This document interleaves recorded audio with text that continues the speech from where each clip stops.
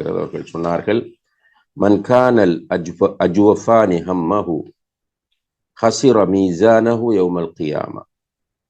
யாருக்கு அவருடைய வயிறும் அவருடைய மர்மஸ்தானமும் இலக்காக அமைகிறதோ, அதாவது வயிற்றை நிறைக்க வேண்டும், மர்மஸ்தானத்தின் தேவையை நிறைவேற்ற வேண்டும் என்கிற அந்த இச்சையோடு யார் வாழுகிறாரோ, ஹஸிர மீசானஹு யௌமல் கியாமா, அவர் மறுமையிலே தன்னுடைய மீசானை இழந்து விடுவார் என்று அபூதர்தா ரலியல்லாஹு அன்ஹு அவர்கள் சொல்கிறார்கள். எனவே ஒரு மனிதன் மனோ இச்சைக்கு கட்டுப்பட்டு நடப்பானாக இருந்தால் முதலில் அவன் சந்திக்கிற மிக மோசமான விளைவு அவனுடைய மறுமையை அவன் இழந்து விடுவான். அதே போல மனோ இச்சைக்கு கட்டுப்படுகிறவன் வழிகேட்டை நோக்கி செல்லுவான். மனோ இச்சைக்கு கட்டுப்படுகிறவன் வழிகேட்டை நோக்கி செல்லுவான். அல்லாஹு தஆலா சூரத்து நஜ்ம் 23வது வசனத்தில் சொல்லும் போது, இயத்தபிஊன இல்ல ظن وما تهوى الانفس, நீங்கள் உறுதி இல்லாதவற்றையும் அதே போல மனோ இச்சைகளையுமே பின்பற்றுகிறீர்கள், அல்லது அவர்கள் மனோ இச்சைகளையும் உறுதி இல்லாதவற்றையும் சந்தேகத்திற்கிடமானவற்றையும் பின்பற்றுகிறார்கள் என்று அல்லாஹ் சொல்கிறார். இவ்வாறு அவர்கள் செய்ததனால் அவர்கள் வழிகட்டு போனார்கள் என்பதை அந்த சூறாவிலே அல்லாஹு தஆலா அடையாளப்படுத்துகிறார். எனவே ஒரு மனிதன் தன்னுடைய மனோ இச்சைக்கு கட்டுப்பட ஆரம்பித்தால் நேர்வழியை விட்டு அவன் தடம் புரள்வான் என்பதை நாம் புரிந்து கொள்ளலாம். அதே போல மனோ இச்சைக்கு கட்டுப்படுகிறவர்கள் அல் குர்ஆனை கொண்டோ அல்லது அல் குர்ஆனின் அடிப்படையில் அமையக்கூடிய உபதேசங்களை கொண்டோ பயனடைய மாட்டார்கள். அல்லாஹு தஆலா சூரா முஹம்மத் 16வது வசனத்தில் சொல்லும் போது, வமின்ஹும் மன் யஸ்தமிஉ இலைக், அவர்களில் சிலர் நீ சொல்வதை கேட்கிறார்கள். ஹத்தா இதா ஹரஜு மின் இந்திக, அப்படி கேட்டுவிட்டு உன்னிடமிருந்து அவர்கள் செல்லும் போது, காலு லில்லதீன ஊத்துல் இல்ம மாதா கால ஆனிஃபா, கல்வி கொடுக்கப்பட்டவர்களிடம் அவர்கள் கேட்கிறார்கள், இவர் என்ன சொன்னார், சற்று முன்னர் இவர் என்ன சொன்னார் என்று கேட்கிறார்கள். என்றால் அவர்களுக்கு அந்த உபதேசம் எந்த தாக்கத்தையும் ஏற்படுத்தவில்லை. அல்லாஹுடைய தூதர் ஓதி காண்பித்த அந்த வசனங்கள், அல்லாஹுடைய தூதர் செய்த அந்த உபதேசங்கள் அவர்களுக்கு எந்த தாக்கத்தையும் ஏற்படுத்தவில்லை. ரசூல் ஸல்லல்லாஹு அலைஹி வஸல்லம் அவர்கள் சொல்வதை கேட்கிறார்கள். கேட்டுவிட்டு பிறகு ரசூலுல்லாஹ்விடமிருந்து அவர்கள் எழுந்து சென்ற பிறகு அங்குள்ளவர்களிடம் கேட்க இவர் என்ன சொன்னார் என்று கேட்கிறார்கள். உலாயிக அல்லதீன தபஅ அல்லாஹு அலா குலூபிஹிம் வத்தபஉ அஹ்வாஅஹும், இவர்கள் யார் என்றால் இவர்கள்தான் அல்லாஹ் அவர்களுடைய இதயங்களில் முத்திரையிட்ட மனிதர்கள், மேலும் இவர்கள்தான் மனோ இச்சையை பின்பற்றிய மனிதர்கள் என்று அல்லாஹ் இந்த சூரா முஹம்மத் 16வது வசனத்திலே சொல்லி காட்டுகிறார். எனவே அன்புள்ள சகோதர சகோதரிகளே, மனோ இச்சைக்கு கட்டுப்படுகிறவர்கள் குர்ஆனிய உபதேசங்களுக்கு கட்டுப்பட மாட்டார்கள், அல்லது குர்ஆனிய உபதேசங்கள் அவர்களிலே தாக்கம் செலுத்த மாட்டார். இன்று நிறைய இதை நாம் பார்க்கக்கூடியதாக இருக்கிறது. அதிகமான மக்கள் இன்று மனோ இச்சையை கடவுளாக ஆக்கி கொண்டு வாழக்கூடியவர்கள்.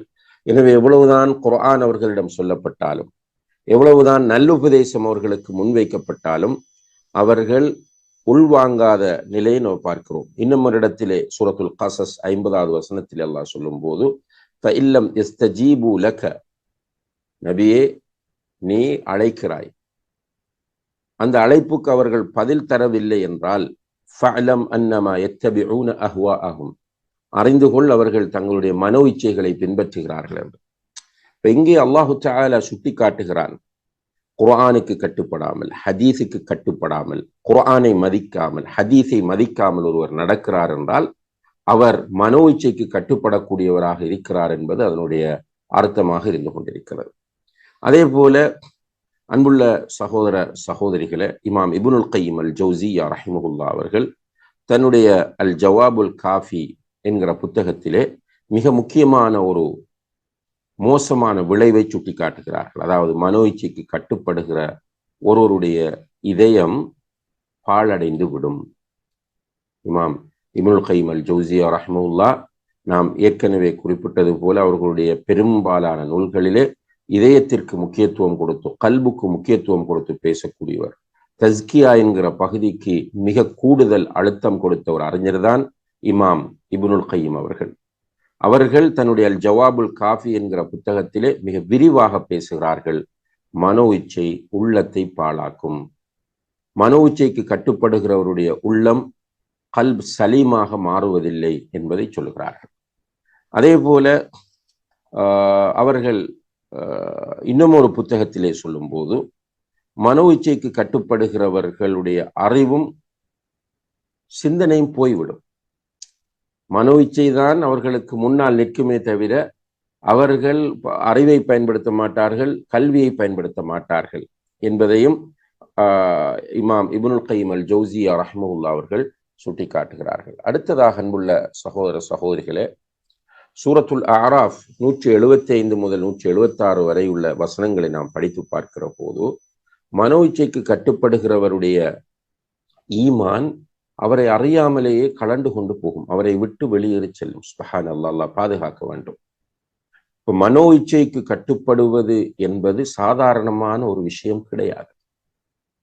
நாம் அல்லாஹுக்கும் அல்லாஹுடைய தூதருக்கும் தான் கட்டுப்பட வேண்டும்.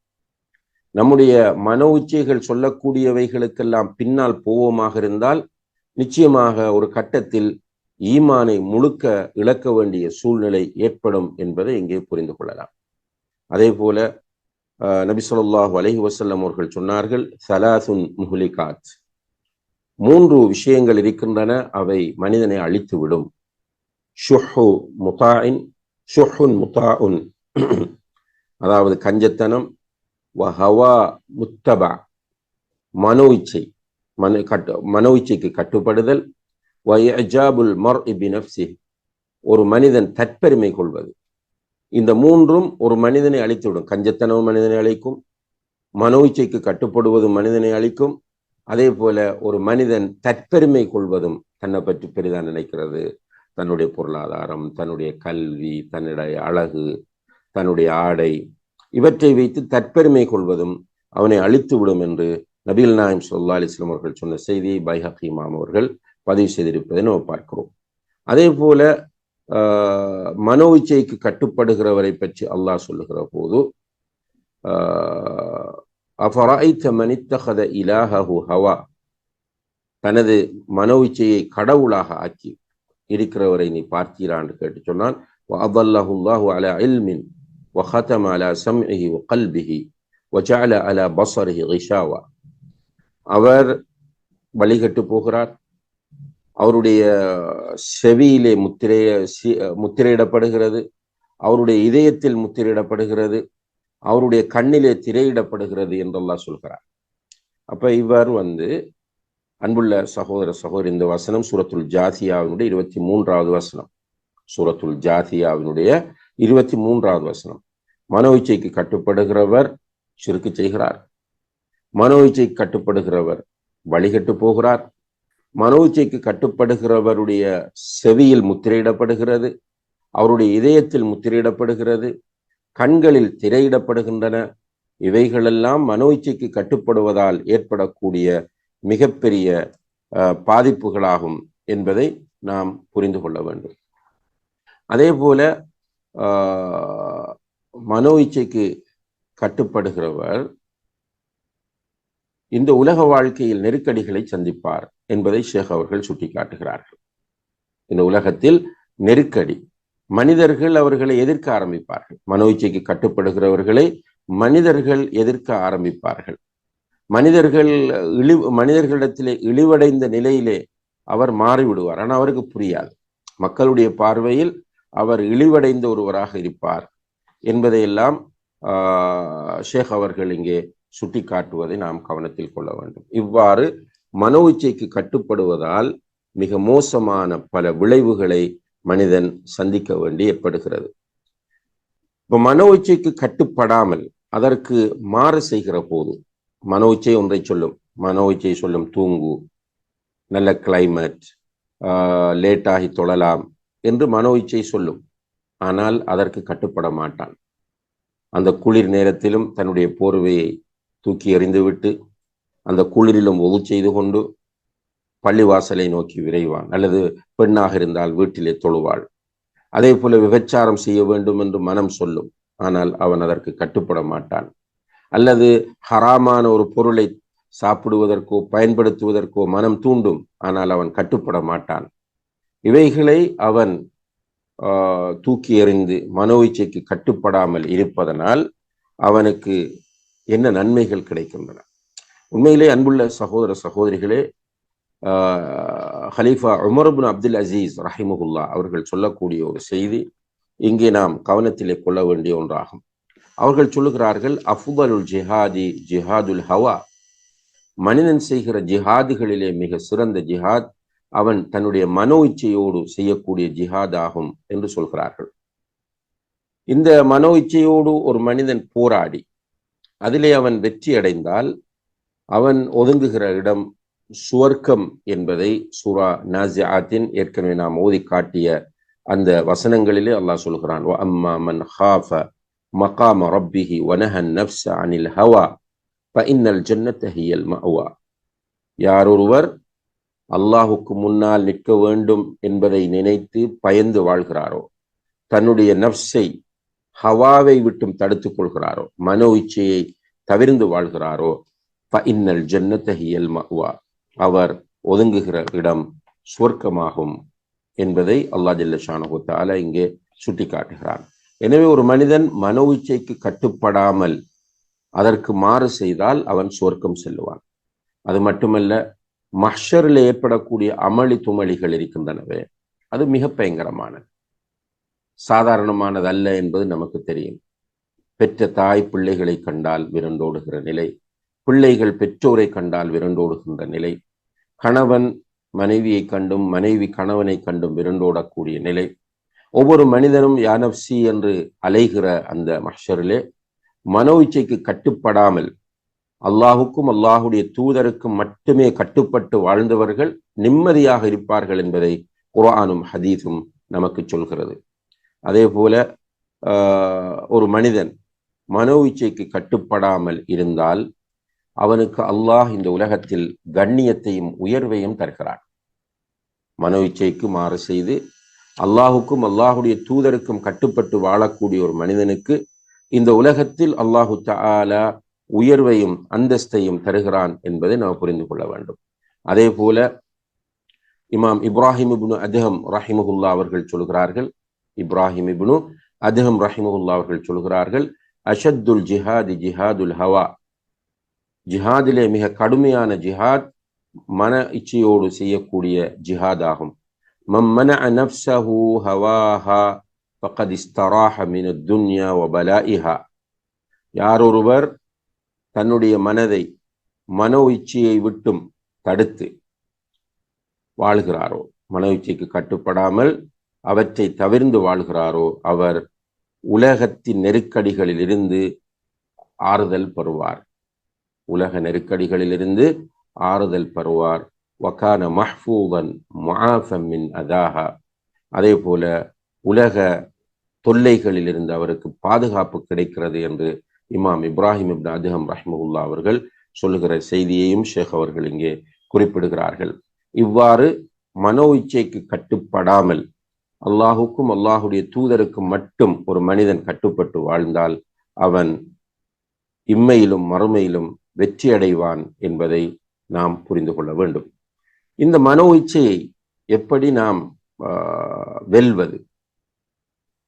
இம்மனோ இச்சைக்கு கட்டுப்படாமல் மனம் போன போக்கில் வாழாமல் இருப்பதற்கு நாம் அல்லாஹ்விடம் கூடுதலாக நெருங்க வேண்டும். அல்லாஹ்விடத்தில் அதிகமாக துஆ கேட்க வேண்டும். ஏனென்றால் நாம் ஏற்கனவே பல தடவைகள் சுட்டி காட்டியது போல இதயங்கள் ரஹ்மானுடைய 2 விரல்களுக்கு இடையில் இருக்கின்றன. அவை புரண்டு கொண்டிருக்கின்றன. இந்த இதயங்களை ஒரு உறுதியான நிலையில் ஆக்குவது அல்லாஹுடைய கையில் உள்ளதா. எனவே அல்லாஹ்விடத்தில் நாம் அதிகமாக துஆ கேட்க வேண்டும். ரசூல் ஸல்லல்லாஹு அலைஹி வஸல்லம் அவர்கள் அல்லாஹ்விடத்திலே கேட்ட ஒரு துஆ திருமிதியிலே பதிவு செய்யப்பட்டிருக்கிறது. ஷேக் அல்பானி அதனை ஆதாரபூர்வமானது என்று சொல்லியிருக்கிறார்கள். அந்த துஆ, அல்லாஹும்ம இன்னி அஊது பிக மின் முன்கராத்தில் அஹ்லாக் வல் அஅமால் வல் அஹ்வா, அல்லாஹும்ம இன்னி அஊது பிக மின் முன்கராத்தில் அஹ்லாகி வல் அஅமாலி வல் அஹ்வா. அல்லாஹும்ம யா அல்லாஹ் இன்னி அஊது பிக மின் முன்கராத்தில் அஹ்லாக், கெட்ட பண்பாடுகள், கெட்ட செயல்கள், மோசமான மனோ இச்சை, இவைகளை விட்டும் உன்னிடம் நான் பாதுகாப்பு தேடுகிறேன். இந்த துவாவை நம்ம பாடமாக்கி கொண்டு சுஜூதில், அத்தஹியாத்தின் இறுதியில், தஹஜ்ஜுடைய நேரத்தில், பாங்குக்கும் இக்காமத்துக்கும் இடைப்பட்ட நேரங்களில் என்று துஆக்கள் கபூலாகக்கூடிய நேரங்களில் அதிகமாக ஓத வேண்டும். அல்லாஹும்ம இன்னி அஊது பிக மின் முன்கராத்தில் அஹ்லாகி வல் அஅமாலி வல் அஹ்வா. இப்போ இவ்வாறு அல்லாஹ்விடத்தில் அதிகமாக துஆ கேட்கும் போது நிச்சயமாக நம்முடைய உள்ளங்கள் மனோ இச்சைக்கு கட்டுப்படுவதிலிருந்து விடுபடும். அதுபோல இதே துவாவை நாம கேட்பது சுன்னத்தாகும். இது அல்லாமல் மனோ இச்சையை விட்டும் அல்லாஹ்விடம் பொதுவாக நாம் பாதுகாப்பு தேடிக்கொண்டே இருக்க வேண்டும். உமர் இப்னு அப்துல் அசீஸ் ரஹிமஹுல்லாஹ் அவர்கள் ஒரு சந்தர்ப்பத்திலே கேட்கிறார்கள், ஆதன் அல்லாஹு ஐயாக மின் இத்திபாஇல் ஹவா, மனோ இச்சையை பின்பற்றுவதை விட்டும் அல்லாஹ் நம்மை பாதுகாப்பானாக என்று துவா கேட்கிறார்கள். அதே போல இப்ராஹிம் தைமி ரஹிமுல்லா அவர்கள் துவா கேட்கிறார்கள், அல்லாஹும்ம அஸிம்னி பி கிதாபிக், யா அல்லாஹ் உன்னுடைய வேதத்தை கொண்டு என்னை பாதுகாப்பாயாக, வ சுன்னத்தி நபியிக் ஸல்லல்லாஹு அலைஹி வஸல்லம், அதே போல உன்னுடைய தூதரின் சுன்னாவை பின்பற்றுவதை கொண்டும் என்னை பாதுகாப்பாயாக, மின் இக்திலாஃபின் ஃபில் ஹக், சத்தியத்தில் முரண்படாமல் இருப்பதற்கும், வமின் இத்திபாஇல் ஹவா பிகைரி ஹுதம் மின்க், நேர்வழி இல்லாமல் மனோ இச்சையை பின்பற்றுவதை விட்டும் என்று அவர்கள் துஆ கேட்டார்கள் என்பதை நாம் பார்க்கிறோம். எனவே அன்புள்ள சகோதர சகோதரிகளே, அல்லாஹ்வின் பக்கம் திரும்ப வேண்டும், அல்லாஹ்விடத்தில் நிறைய மன்றாட வேண்டும் என்பதை நாம் புரியலாம். அதே போல மனோ இச்சையை எதிர்க்கக்கூடிய, மனோ இச்சையை உடைத்தெறியக்கூடிய விஷயங்களை கொண்டு உள்ளத்தை நிறைக்க வேண்டும். நம்முடைய உள்ளத்தில் மனோ இச்சை வராமல் இருக்க வேண்டும் என்றால் அல்லாஹுடைய நினைவு, திக்ரை அதிகப்படுத்துவது, உள்ளத்தை மென்மையாக்குவது, சுவர்க்கத்தை பற்றி சிந்திப்பது, நரகத்தை யோசித்து பயப்படுவது, கபருடைய வாழ்வு பற்றி யோசிப்பது, இப்படியாக நம்முடைய உள்ளத்தை நன்மைகளால், அல்லாஹுக்கு விருப்பமான விஷயங்களால் நிறைக்கிற போது உள்ளம் மனோ இச்சையிலிருந்து விடுபடும். அதே போல அன்புள்ள சகோதர சகோதரிகளே, நம்முடைய உள்ளத்தை மனோ இச்சையிலிருந்து நாம் பாதுகாக்க வேண்டும் என்றால் நல்ல மனிதர்களோடும் உலமாக்களோடும் சகவாசம் வைக்க வேண்டும். உலமாக்களோடு உட்கார்ந்து பேச வேண்டும், சாலிஹான மனிதர்களோடு உட்கார வேண்டும். இப்ப நம்முடைய நிலைமை என்னென்றால், ஏற்கனவே சென்ற வகுப்பில் நாம் சுட்டிக்காட்டியது போல மனோ இச்சைக்கு கட்டுப்படுகிறவர்களோடு தான் நாம் கூடுதலாக சேருகிறோம். துனியா, பதவி, பேராசை, இப்படி உலகத்தின் மீது மோகம் கொண்டு மனதை மனோ இச்சைக்கு கட்டுப்படுகிற மனிதர்களுடைய சகவாசத்தையும் உறவையும் அதிகப்படுத்துவோம். இதனால் நம்முடைய உள்ளமும் மனோ இச்சையின் பக்கம் செல்லுகிறது. உலமாக்களோடு தொடர்புகள் மிக மிக குறைவு. அதில் இம்பார்ட்டன்ஸ் புரியாமல் இருப்பது கூட ஒரு வகையான உளநோயாகும். அதே போல சாலிஹான மனிதர்களோடு, நல்லடியார்களோடு உட்காருவது, இவ்வாறு நாம் செய்யும் போது அவர்கள் நிச்சயமாக நமக்கு நல்ல விஷயங்களை நினைவுபடுத்துவார்கள், அல்லாஹுவை நினைவுபடுத்துவார்கள், ரசூலை நினைவுபடுத்துவார்கள், மறுமையை நினைவுபடுத்துவார்கள். அந்த நேரத்தில் நம்முடைய மனதை நாம் பாதுகாத்து கொள்ள முடியும். அதே போல அன்புள்ள சகோதர சகோதரிகளே, நாம் எப்போதும் நம்முடைய இறுதி முடிவுக்கு அஞ்ச வேண்டும். இன்னமல் உமூரு பி ஹவாதீமிஹா, நிச்சயமாக ஒவ்வொரு காரியமும் இறுதி முடிவை வைத்தே அமையும் என்ற அடிப்படையில் நாம் இறுதி முடிவுக்கு பயப்பட வேண்டும். மனோ இச்சைக்கு கட்டுப்படுகிறவர் இணை வைக்கிறார், அல்லாஹுடைய தௌஃபீக் அவருக்கு இல்லாமல் போகிறது, அவருடைய உள்ளத்தில் திரையிடப்படுகிறது, காதில் முத்திரையிடப்படுகிறது, கண்ணில் முத்திரையிடப்படுகிறது. எனவே நல்லவற்றை பார்க்கக்கூடிய பாக்கியம், கேட்கக்கூடிய பாக்கியத்தை அவர் இழந்து விடுவார். குப்பைகளையும் அசிங்கங்களையும் ஜாஹிலியத்துகளையும் பார்க்கிறவர்களாகவும் கேட்கிறவர்களாகவும் சிந்திக்கிறவர்களாகவும் மாறுவார்கள். இப்படியான நிலையில் நான் மூத்தானால் என்னுடைய நிலை என்ன என்று அடிக்கடி யோசிக்கிற போதும் நிச்சயமாக நாம் நம்முடைய உள்ளத்தை இந்த ஹவாவிலிருந்து பாதுகாத்து கொள்ள முடியும். அது மட்டுமல்ல, மனோ இச்சைக்கு கட்டுப்படாமல் அல்லாஹுக்கு கட்டுப்பட்டு நடக்கிறவர் நிச்சயமாக இந்த உலகத்தில் கண்ணியமாக இருப்பார். அல்லாஹுடைய உதவி அவருக்கு கிடைத்து கொண்டிருக்கும். நிம்மதியாக இந்த உலகத்தில் வாழ்வார் என்பன போன்ற விஷயங்களை நாம் புரிகிற போதும் நிச்சயமாக நமக்கு மன நிம்மதி கிடைக்கும் என்பதை நாம் புரியலாம். அப்ப மன நிம்மதி நமக்கு கிடைக்கிற போது நாம் வெற்றி அடையலாம். எனவே மனோ இச்சைக்கு கட்டுப்படாமல் நான் வாழ வேண்டும் என்கிற அந்த உறுதியான முடிவோடு நாம் ஒவ்வொருவரும் இருக்க வேண்டும். ரசூல் ஸல்லல்லாஹு அலைஹி வஸல்லம் அவர்கள் சொன்ன ஒரு செய்தி, லா யுமினு அஹதுக்கும் ஹத்தா யகூன ஹவாஹு தபஅன் லிமா ஜித்து பிஹி. நான் கொண்டு வந்ததற்கு ஏற்ப யாருடைய மனோ இச்சை இல்லையோ, நான் கொண்டு வந்ததற்கு ஏற்ப, அப்ப குர்ஆன் சுன்னாவுக்கு ஏற்ப யாருடைய மனோ இச்சை அமையவில்லையோ அவர் ஈமான் கொண்டவராக மாட்டார் என்று நபி ஸல்லல்லாஹு அலைஹி வஸல்லம் அவர்கள் சொன்ன ஒரு செய்தி இருக்கிறது. எனவே இவற்றையெல்லாம் கருத்தில் கொண்டு நம்முடைய உள்ளத்தை பாழாக்கக்கூடிய இந்த மனோ இச்சைக்கு கட்டுப்படாமல் நாம் வாழ்வதற்கு முயற்சி செய்ய வேண்டும். இந்த மனோ இச்சையோடு போராட வேண்டும், ஜிஹாத் செய்ய வேண்டும். எல்லாம் வல்ல அல்லாஹு தஆலா அதற்கு நம் எல்லோருக்கும் தௌஃபீக் செய்வானாக. وآخر دعوانا أن الحمد لله رب العالمين والسلام عليكم ورحمة